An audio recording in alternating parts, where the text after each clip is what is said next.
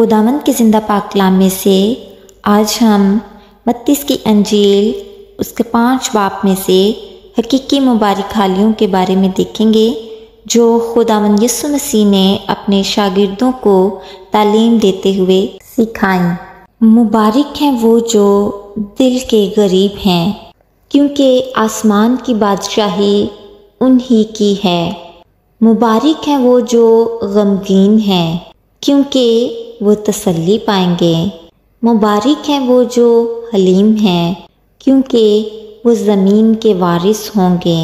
مبارک ہیں وہ جو راست بازی کے بھوکے اور پیاسے ہیں، کیونکہ وہ آسودہ ہوں گے۔ مبارک ہیں وہ جو رحم دل ہیں، کیونکہ ان پر رحم کیا جائے گا۔ مبارک ہیں وہ جو پاک دل ہیں، کیونکہ وہ خدا کو دیکھیں گے۔ مبارک ہیں وہ جو صلح کراتے ہیں، کیونکہ وہ خدا کے بیٹے کہلائیں گے۔ مبارک ہیں وہ جو راست بازی کے سبب سے ستائے گئے ہیں، کیونکہ آسمان کی بادشاہی انہی کی ہے۔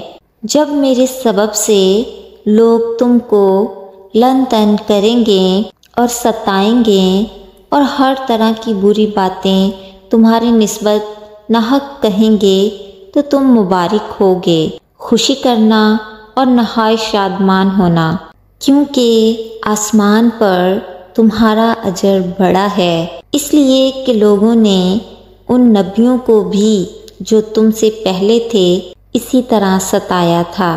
آمین۔ خداوند یسوع مسیح کا یہ کلام ہماری زندگیوں کے لیے باعث برکت ہو۔ یہ مبارک حالیاں ہماری ہمت، تسلی، اطمینان اور طاقت ہیں، اور تمام راست بازوں کے لیے خوشی کا پیغام ہے کہ وہ خداوند کی بادشاہت کے وارث ہوں گے۔ اے میرے عزیزو، کیسے بھی حالات ہوں ہمیں غمگین نہیں ہونا، بلکہ اچھے اور برے حالات میں ہمیشہ ہمیں خداوند کی شکر گزاری کرنی ہے، خوش رہنا اور نہایت شادمان ہونا ہے، کیونکہ اسی میں خداوند نے ہمارے لیے آسمان پر بڑا اجر رکھا ہے، اور اپنے ستانے والوں کے لیے بھی دعا گو رہنا ہے۔ اور ہمیں کبھی نہیں بھولنا چاہیے کہ یہ خداوند کا وعدہ ہے۔